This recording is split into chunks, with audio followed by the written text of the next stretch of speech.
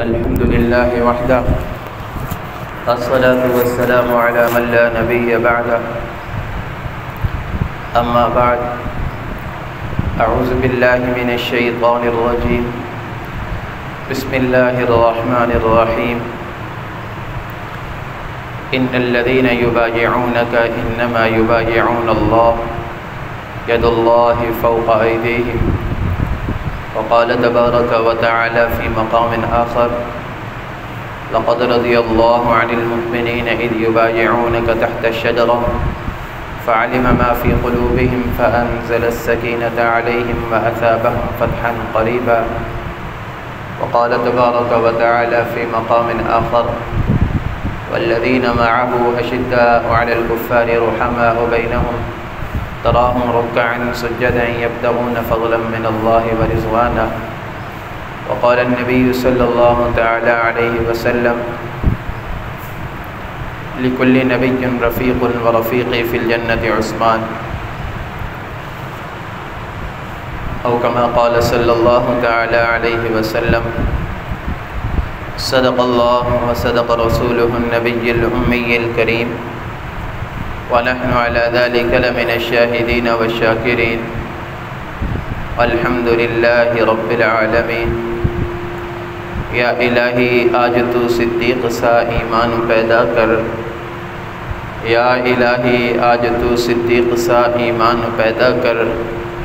عمر فاروق سا جری انسان پیدا کر جہاں سے گم حیا ہو وہاں عثمان پیدا کر علی شیر خدا کی آن پیدا کر پاکیزہ کس کی سوچ ہے قرآن کی طرح پاکیزہ کس کی سوچ ہے قرآن کی طرح ملتا ہے کون موت سے عثمان کی طرح رکھا ہے کس کے سر پر حیاداریوں کا تاج آنکھیں ہیں کس کی عرش کے مہمان کی طرح کس کے ہاتھ کو نبی نے کہا ہے غنی کا ہاتھ کس کے ہاتھ کو نبی نے کہا ہے غنی کا ہاتھ بیعت کس کی ہے بیعت عثمان کی طرح یا رب صلی وسلم دائما ابدا علی حبیبک خیر الخلق کلہم هو الحبیب الذی ترجى شفاعته لكل هول من الاحوال مقتحم درود شریف پڑھ لیں اللهم صل على محمد وعلى آل محمد كما صليت على إبراهيم وعلى آل إبراهيم إنك حميد مجيد اللهم بارك على محمد وعلى آل محمد كما باركت على إبراهيم وعلى آل إبراهيم إنك حميد مجيد ذی الحج کا مہینہ چل رہا ہے اس مہینے کی 18 تاریخ کو سیدنا عثمان غنی رضی اللہ تعالیٰ عنہ کا یوم شہادت ہے اسی حوالے سے آج چند معروضات پیش کرنی ہیں اللہ رب العزت سے دعا ہے کہ خطبے کے اندر جو قرآن کی آیات اور احادیث طیبہ کی تلاوت کی گئی ہے اللہ تبارک و تعالیٰ ان کی صحیح تشریح کرنے کی توفیق عطا فرمائے اللہ تعالی حق اور سچ بولنے کی سننے کی سمجھنے کی اور اس پر عمل کرنے کی توفیق عطا فرمائے سیدنا عثمان غنی رضی اللہ تعالی عنہ رسول اللہ صلی اللہ علیہ وسلم کے جانثار صحابہ کرام میں سے تھے اور سیدنا عثمان غنی رضی اللہ تعالی عنہ کو بہت ساری خصوصیات حاصل تھی جو باقی صحابہ کرام کو حاصل نہیں تھی حضرات صحابہ کرام کا بیانیہ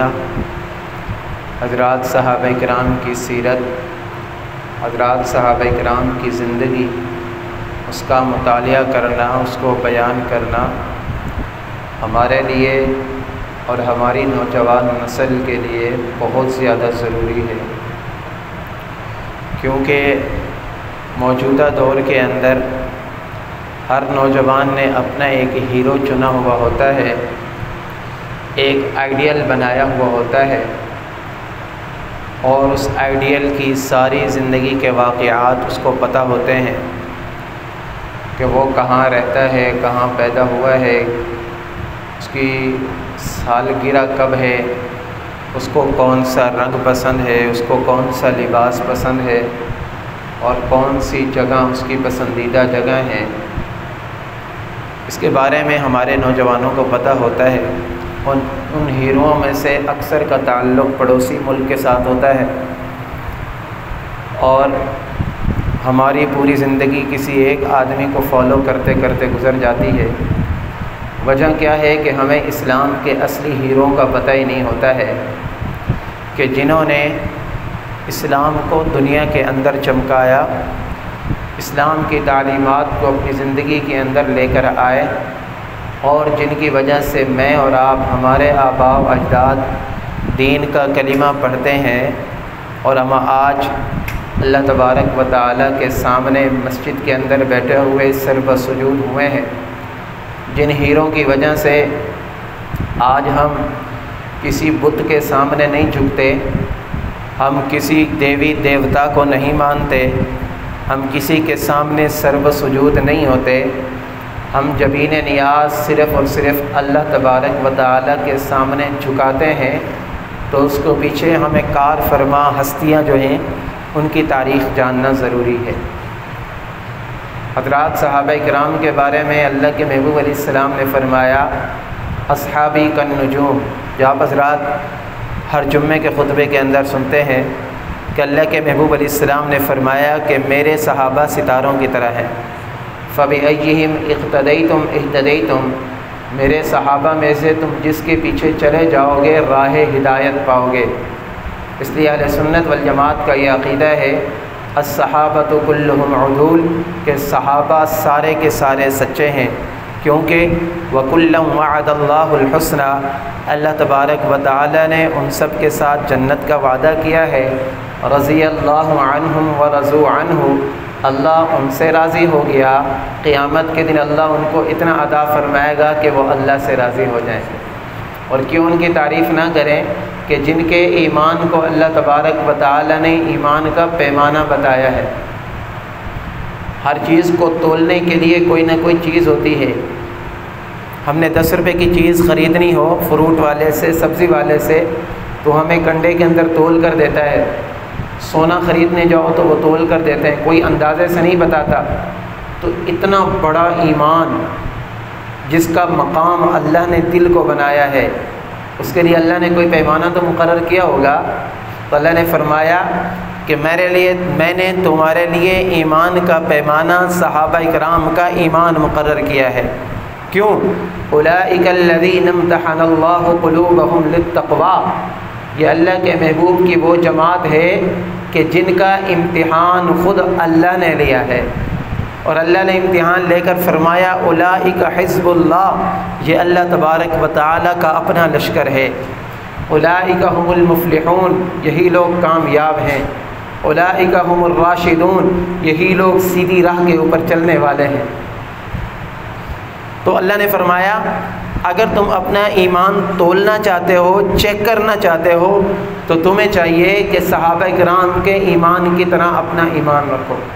فَإِنْ آمَنُوا بِمِثْلِ مَا آمَنْتُمْ بِهِ فَقَدِ اهْتَدَوْا، اگر تم ایمان اس طرح لے کر آئے جس طرح وہ صحابہ اکرام ایمان لے کر آئے تھے، تو تم ہدایت یافتہ ہو جاؤ گے۔ حضرات صحابہ کرام کس دور کے اندر ایمان لائے، کس کڑے وقت کے اندر ایمان لے کر آئے، اس کڑے وقت میں، اس کڑے دور میں، اس مشکل گھڑی میں آپ صحابہ کرام ایمان لائے ہیں کہ جس وقت ایمان لانا اپنے آپ کو موت کی وادی کے اندر دھکیلنا تھا، ایمان لانا اپنی گردن تلوار کے سامنے رکھنے جیسا تھا، ایمان لانا اپنے آپ کو پورے معاشرے سے توڑنا تھا، ایمان لانا ساری سرگرمیوں کو ختم کرنا تھا، ایمان لانا رشتہ داری کو توڑنا تھا، ایمان لانا ماں باپ بہن بیٹی رشتہ دار سارے رشتہ داروں کو توڑنا تھا۔ حضرات صحابہ کرام اس وقت ایمان لے کر آئے۔ آپ تاریخ پڑھیں، کئی صحابہ کرام ایسے ہی ایمان لائے، ماں ناراض، کئی صحابہ کرام ایسے باپ چھوڑ گیا، ماں چھوڑ گئی، کسی کو بہن بھائیوں نے چھوڑ دیا، کسی کو قبیلے نے چھوڑ دیا، کسی کو گھر والوں نے باہر نکال دیا، کسی سے پیسے چھین لیے گئے، کسی سے عمارت چھین لی گئی، کسی سے تجارت چھین لی گئی، لیکن تاریخ اٹھائیں، میں نے تاریخ پڑھی، عیسائی مورخ لکھتا ہے، عیسائی مورخ اپنی کتاب کے اندر لکھتا ہے، کہتا ہے کہ میں ہجرت تک یہ مکی زندگی کے 13 سال جب پڑھتا ہوں، عیسائی مورخ کہتے ہیں میں نے مکی زندگی کے 13 سال پڑھے، ان 13 سالوں کے اندر کون سا ظلم نہیں تھا جو صحابہ کرام پر نہ ہوا ہو، لیکن کوئی ایک صحابی بھی مجھے اللہ کے پیغمبر کو چھوڑتا ہوا نظر نہیں آتا ہے۔ حضرت سیدنا بلال حبشی رضی اللہ تعالیٰ عنہ کا ایمان دیکھو، مکہ کی تپتی گلیوں کے اندر تپتے پتھروں کے اوپر ان کو لٹایا گیا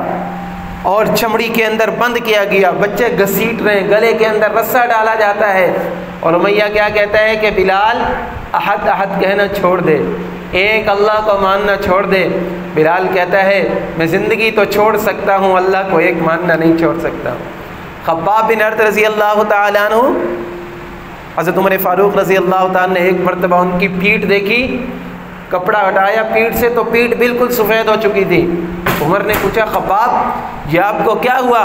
عرض کی یا امیر المؤمنین، حضرت بلال حبشی کے واقعات تو سب کو پتہ ہیں، میں مشہور نہیں تھا، میرا مالک میرے اوپر بڑا ظلم کیا کرتا تھا، وہ نیچے وہ بچھاتا تھا انگارے، آگ کا الاؤ روشن کرتا، انگارے نیچے بچھاتا اور مجھے اس کے اوپر لٹا دیتا۔ تصور کرو کون ہے جو آگ کے اوپر لیٹ جائے اس طرح؟ خباب بن ارت لیٹے ہیں اور فرماتے ہیں کہ اس آگ کو بجھانے کے لیے کوئی پانی نہیں بلکہ میرا خون ہوا کرتا تھا۔ واہ صحابہ، واہ صحابہ، اللہ نے خود صحابہ کی تعریف کی ہے، والذین معہ اشداء علی الکفار رحماء بینہم محمد الرسول اللہ۔ یہ کیسا پیغمبر ہے کہ جس کے ساتھ ایسے لوگ ہیں، معہو ایسے لوگ ہیں جو کافروں کے اوپر سخت ہیں، رحماء بینہم آپس میں ایک دوسرے کے ساتھ رحم دلی کرنے والے ہیں۔ مسلمان ایسے ہوتا ہے، مسلمان کی پہچان ہے کہ مسلمان کے ساتھ محبت رکھتا ہے، مسلمان کے ساتھ دشمنی نہیں کر سکتا، مسلمان سے نفرت نہیں کر سکتا، مسلمان کا دشمن نہیں ہو سکتا۔ رسول اللہ نے فرمایا لا یؤمن احدکم، حضور علیہ السلام نے فرمایا کوئی بندہ تم میں سے اس وقت تک کامل مسلمان نہیں ہو سکتا حتی یحب لاخیہ ما یحب لنفسہ او کما قال، کہ جب تک وہ اپنے بھائی کے لیے وہ چیز پسند نہ کرے جو اپنے لیے پسند کرتا ہے۔ حضرات صحابہ کرام رضوان اللہ علیہم اجمعین کی زندگی کو پڑھیں، ہمیں ضرورت ہے مطالعہ کرنے کی، اسلام کی قدر اپنے دل کے اندر بٹھانے کی۔ اسلام لا الہ الا اللہ کا نام ہے، مجھے تو اپنے گھر کے اندر مل گیا، آپ کو اپنے گھر کے اندر مل گیا،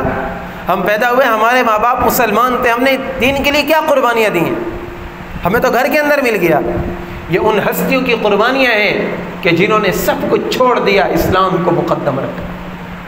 سیدنا عثمان غنی رضی اللہ تعالیٰ عنہ حضور علیہ السلام کے جلیل القدر صحابہ کرام میں سے،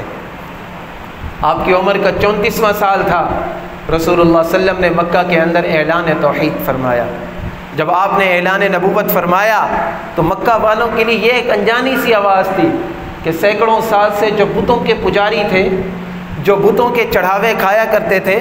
جو بتوں کو سجدہ کیا کرتے تھے، جب ان کے سامنے اللہ کے محبوب نے فرمایا قولوا لا الہ الا اللہ، لوگوں ایک اللہ کو ماننا ہے،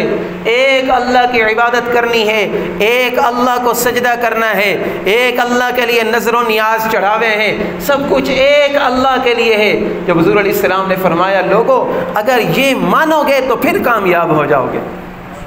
سیدنا ابوبکر صدیق رضی اللہ تعالیٰ عنہ وہ مرد جری ہیں کہ جب حضور علیہ السلام نے اعلان کیا کہ ایک اللہ کو ماننا ہے، مردوں میں سب سے پہلے ایمان لانے والی شخصیت سیدنا ابوبکر صدیق رضی اللہ تعالیٰ۔ اور حضرت ابوبکر صدیق رضی اللہ تعالیٰ عنہ کی یہ کوشش ہوتی تھی کہ آپ کے جتنے دوست تھے، جتنے جاننے والے تھے، جتنی گیدرنگ کے تھے، کوشش کرتے کہ ان کو اپنے قریب لے کر آتے، ان کو اس نعمت سے روشناس کرانا چاہتے تھے۔ اس لیے دوست کی پہچان میں آپ کو بتاؤں، دوست کی پہچان یہ ہوتی ہے کہ وہ آپ کو اچھائی کی طرف لے کر جائے، جو آپ کو برائی کی طرف لے کر جا رہے وہ آپ کا دوست نہیں ہو سکتا، وہ آپ کا دشمن ہے۔ ایسے دوست جو ہمیں برائی کی طرف لے کر جا رہے ہیں نا،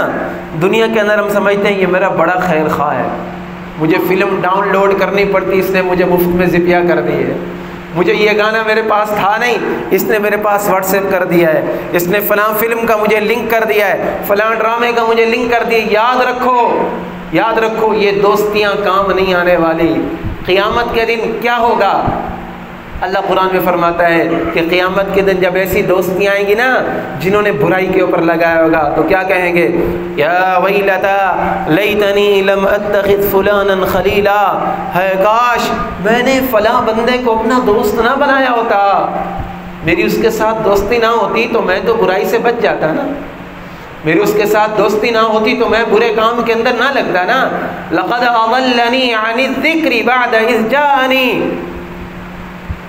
جب میرے پاس اچھی بات آتی تھی تو کہتے تھے مولویوں کے باتوں کے پیچھے نہ پڑو،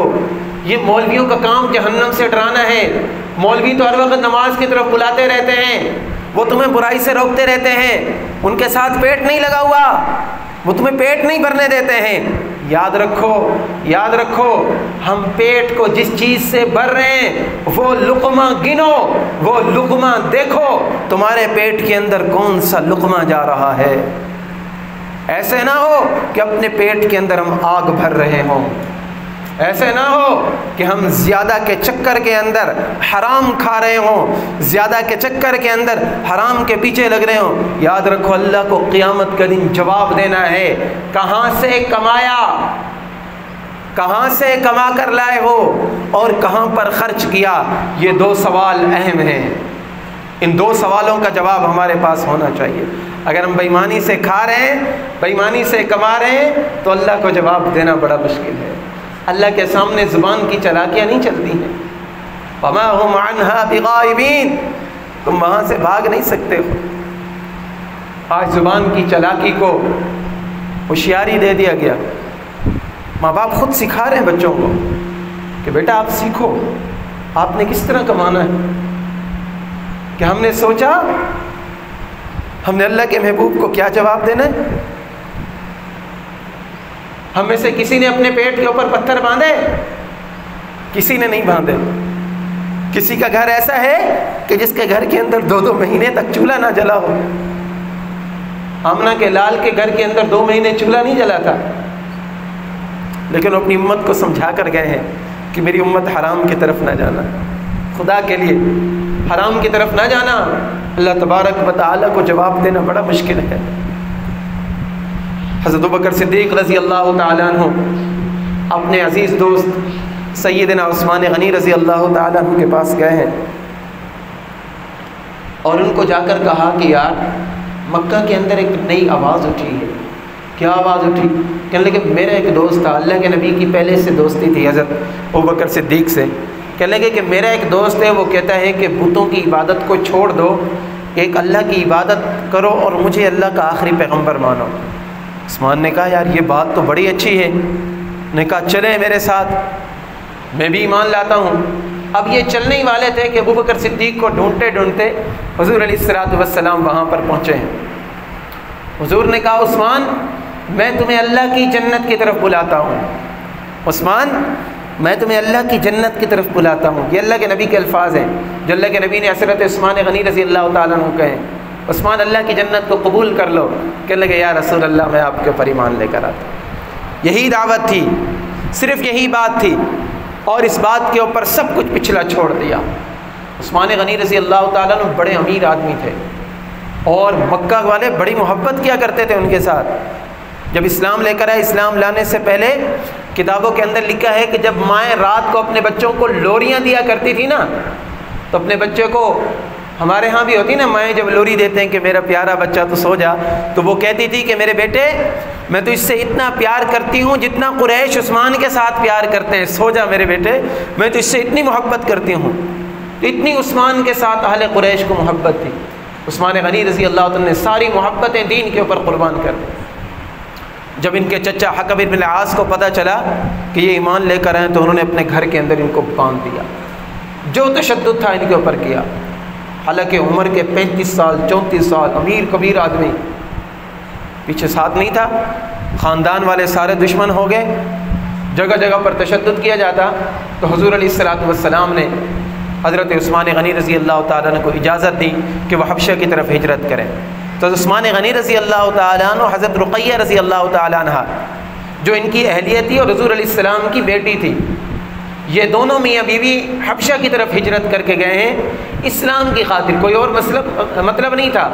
چونکہ یہاں پر دین کے اوپر عمل کرنا مشکل ہو رہا تھا، تو یہاں سے چھوڑ کر حبشہ کی طرف گئے ہیں۔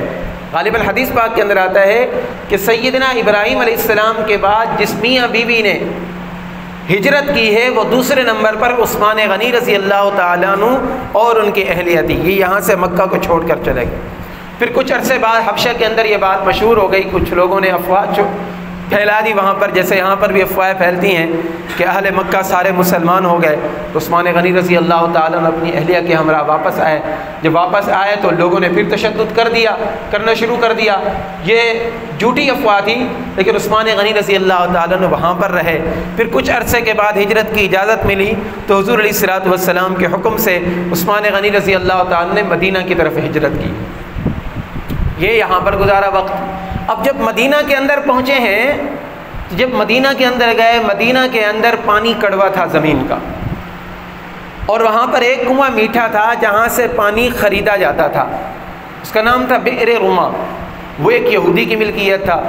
اب مسلمان جتنے یہاں سے ہجرت کر کے گئے تھے وہ تو اپنا سب کچھ پیچھے چھوڑ کر چلے گئے تھے، ان کے لیے پینے کا پانی، میٹھا پانی لینا مشکل ہو رہا تھا، اور یہودی جو تھا وہ بڑے مہنگے داموں وہ کنواں بیچنا چاہتا تھا۔ عثمان غنی رضی اللہ تعالیٰ نے ان سے پوچھا کہ آپ یہ کتنے کا بیچیں گے؟ اس نے کہا میں نے پورا تو نہیں بیچنا ہے، میں آدھا بیچتا ہوں آپ کو، 12,000 درہم کا۔ عثمان غنی رضی اللہ عنہ نے وہ لے لیا۔ معاہدہ یہ طے ہوا کہ ایک دن پانی یہودی بھرے گا یا بیچے گا، اور ایک دن عثمان غنی رضی اللہ تعالیٰ عنہ کا نمبر ہوگا۔ اب عثمان غنی رضی اللہ عنہ نے بیچنا تو نہیں تھا کہ وہ گاہکوں کا انتظار کرتے، انہوں نے وہاں پر یہ اعلان کر دیا مسلمانوں کے اندر، بھائی جس کو بھی پانی بھرنا ہے نا، جس کو بھی پانی بھرنا ہے، پانی کی سخاوت عثمان کی طرف سے ہوگی، آ کر پانی بھرتے جاؤ یہاں۔ تو آج بھی جو بندہ پانی کی سہولت دے گا، جو بندہ آج بھی پانی کی سہولت دے گا، پانی کی آسانی پیدا کرے گا، وہ سنت عثمان کو زندہ کرے گا، کہ عثمان نے وہاں پر پانی پلایا تھا جہاں پر لوگوں کے لیے پینے کا پانی میسر نہیں تھا، عثمان غنی رضی اللہ عنہ نے وہاں پر پینے کے میٹھے پانی کا انتظام کیا ہے۔ تو ہمیں بھی کوشش کرنی چاہیے کہ حضرت عثمان غنی رضی اللہ تعالیٰ عنہ کی سیرت کے اوپر چلیں، صرف سننا مقصد نہیں ہوتا ہے، عمل کرنے کی بھی کوشش کریں، اور اگر ہم چاہیں تو یہ کر سکتے ہیں، کیونکہ حضرات صحابہ کرام کی سیرت سننے کا نام نہیں، عمل کرنے کا نام ہے۔ اب عثمان غنی رضی اللہ عنہ نے لوگوں کے اندر پانی جب بانٹنا شروع کیا تو مسلمان آتے، جس دن حضرت عثمان غنی رضی اللہ عنہ کا نمبر ہوتا وہ پانی بھر کر لے جاتے، دوسرے دن یہودی آتا، بیٹھا رہتا پانی بیچنے کے لیے۔ اب کسی کو ضرورت ہی نہیں ہوتی، جن کو جتنا چاہیے ہوتا وہ اپنے اپنے ڈول یا برتن لے کر آتے، وہ بھر کر رکھ لیتے تھے۔ کچھ عرصہ یہودی نے انتظار کیا، اور پھر کچھ عرصے کے بعد اس نے کہا کہ بھائی آپ باقی آدھا بھی خرید لو، باقی آدھا بھی میں آپ کو بیچتا ہوں۔ تو باقی آدھا بھی عثمان رضی اللہ تعالیٰ نے 8,000 درہم کے اندر خریدا، بئر روما 20,000 درہم کے اندر خرید کر مسلمانوں کے لیے وقف کر دیا۔ اس کے اندر صرف اللہ تبارک و تعالیٰ کی رضا تھی، کہ اللہ کی رضا کے لیے مال کو خرچ کیا، اور اللہ نے ان کو کتنا دیا؟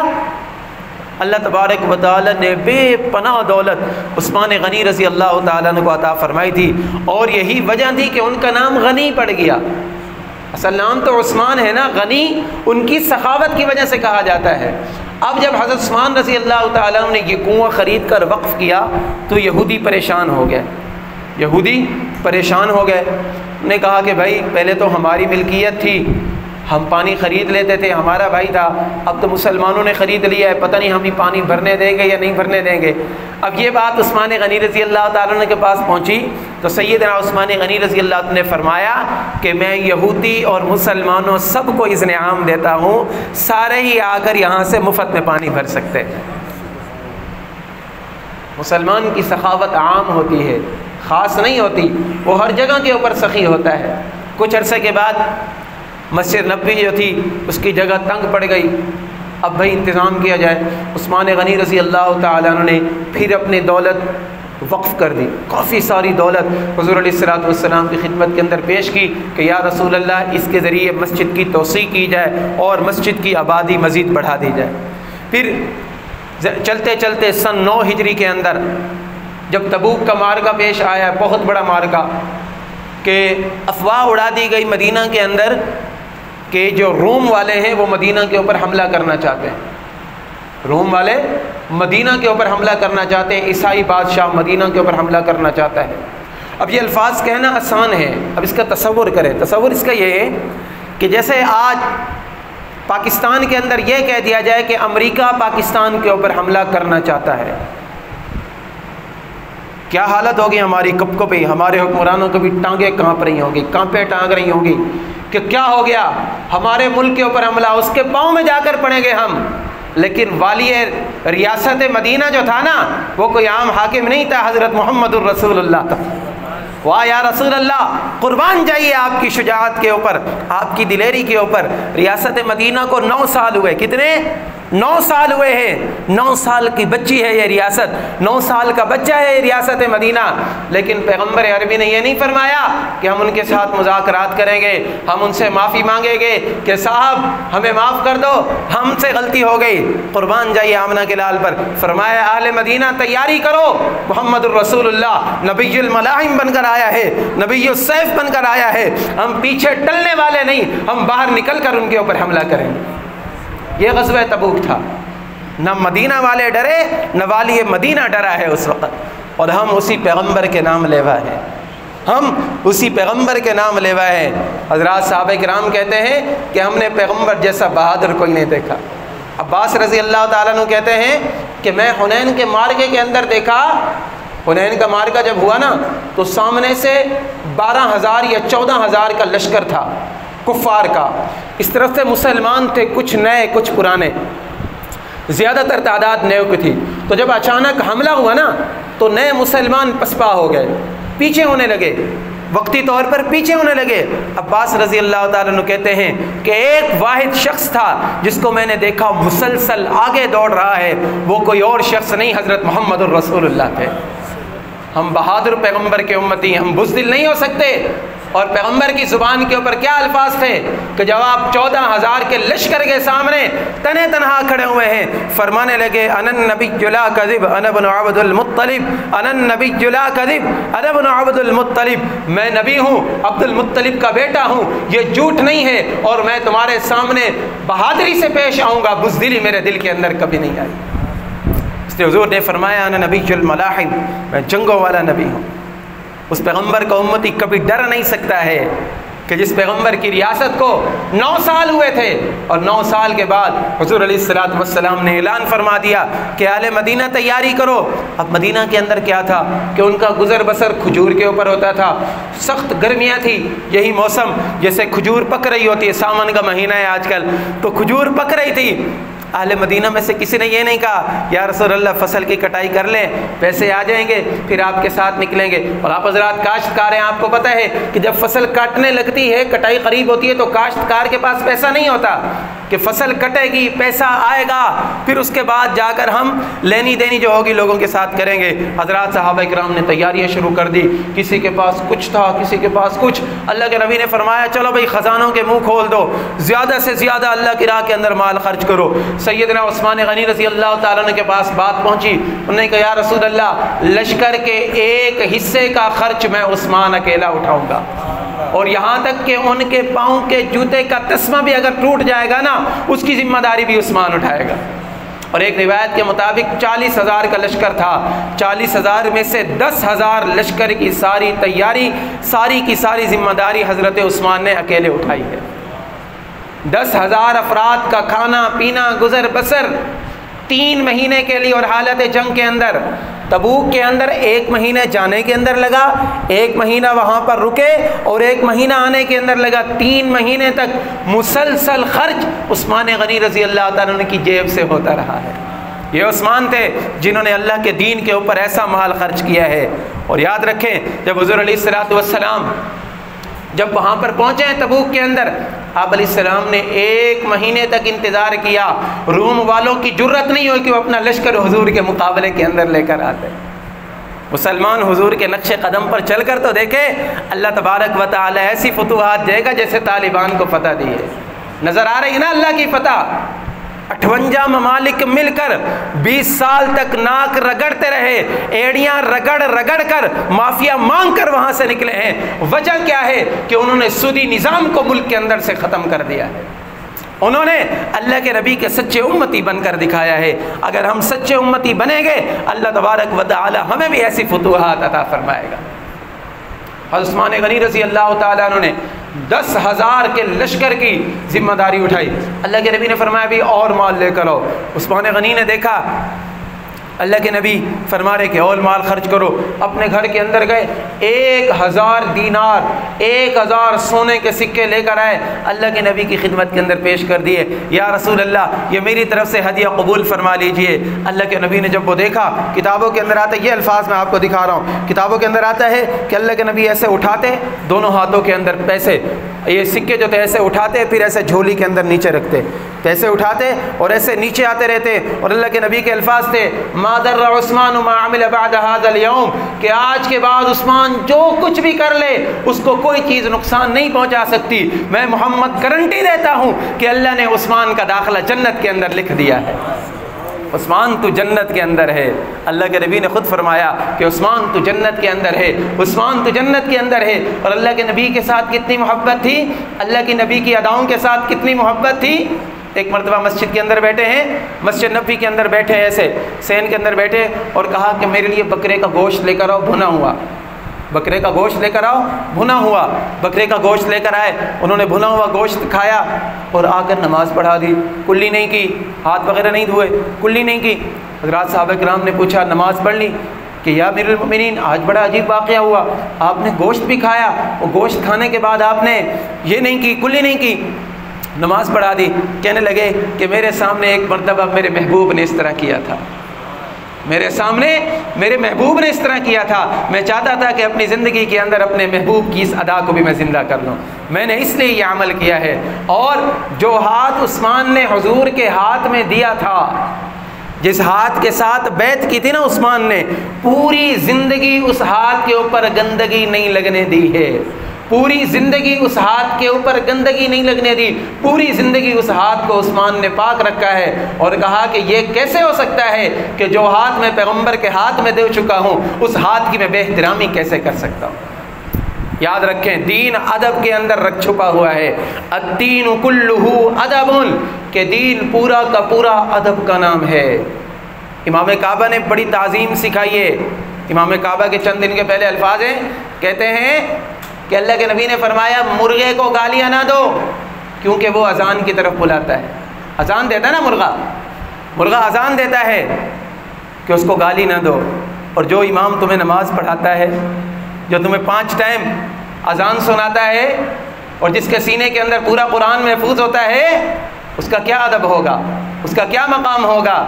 یاد رکھو العلماء ورثۃ الانبیاء، علماء کے بارے میں اللہ نے فرمایا، اللہ کے محبوب نے فرمایا کہ علماء انبیاء کے ورثاء ہیں، اور انبیاء اپنی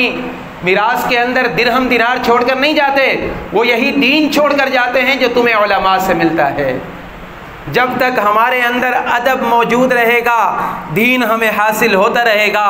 جب ادب نہیں ہوگا تو دین ہمیں حاصل نہیں ہو سکتا ہے۔ عثمان غنی رضی اللہ تعالیٰ عنہ نے حضور علیہ الصلوۃ والسلام کا ادب کر کے دکھایا ہے۔ حضرات صحابہ کرام نے کیسا ادب کیا، کیسا ادب کیا۔ فتح مکہ کے موقع پر جب صحابہ کرام آئے ہیں نا تو لوگوں نے دیکھا، صلح حدیبیہ کے موقع پر، کہ وہاں سے مکہ والے آئے، انہوں نے آ کر دیکھنا چاہتے تھے کہ ہم دیکھیں کہ یہ ان کی عقیدت حضور علیہ السلام کے ساتھ کیسی ہے، آخری بات ان کی عقیدت کیسی ہے۔ تو قریشی نے آ کر دیکھا، کہنے لگا کہ میں نے دیکھا کہ جب حضور علیہ الصلوۃ والسلام وضو فرماتے ہیں صحابہ کرام نیچے ہاتھ کر کے بیٹھے ہوتے ہیں، وہ پانی کو نیچے نہیں گرنے دیتے ہیں، وہ پانی کو نیچے نہیں گرنے دیتے، جو قطرہ نیچے آتا ہے اس قطرے کو اپنے سر کے اوپر اپنے منہ کے اوپر لگاتے ہیں۔ جو قوم اپنے پیغمبر کی اتنی تعظیم کرتی ہو اس قوم کو کبھی کوئی قوم شکست نہیں دے سکتی۔ حضرت خالد ابن ولید رضی اللہ تعالیٰ نے اپنے سر کے اوپر ایک ٹوپی رکھا کرتے تھے. ایک غزوے کے اندر وہ ٹوپی ان سے گر گئی. خالد کی تلوار ویسے تیز چلتی تھی, اس کے بعد ایسے چلنے لگی جیسے تلوار چلتی ہے. پوچھا گیا خالد آپ کو اس مارکے کے اندر کیا ہو گیا تھا؟ خالد کہنے لگے میں نے اپنی ٹوپی کے اندر حضور علیہ السلام کے منہ مبارک سلوائے ہوئے تھے, میں نے برکت کے لیے اپنے سر کے اوپر رکھا ہوا تھا. خالد کیسے برداشت کر سکتا ہے کہ جس ٹوپی کے اندر حضور علیہ السلام کے بال مبارک ہوں وہ ٹوپی نیچے گر جائے؟ اس لیے کوئی مسلمان بھی اس طرح برداشت نہیں کر سکتا. مسلمان بھی حضور علیہ السلام کے ساتھ عقیدت رکھتا ہے. اور یاد رکھیں اگر ہمارے دلوں کے اندر سے یہ ادب ختم ہو گیا تو ہم کھوکھلے ہو جائیں گے. اس امت کے ساتھ واحد چیز جو نجات والی ہے وہ حب مصطفیٰ ہے. حضور علیہ السلام کے ساتھ محبت ہوگی, عقیدت ہوگی, ادب ہوگا تو سب کچھ ہمیں حاصل ہوگا. اگر یہ عقیدت, محبت, ادب, احترام ختم ہو گیا تو پھر ہمارے پاس کچھ باقی نہیں رہے گا. اللہ رب العزت سے دعا کریں جو معروضات پیش کی اللہ تعالی عمل کی توفیق عطا فرمائے. آمین. وآخر دعوانا ان الحمد للہ رب العالمین.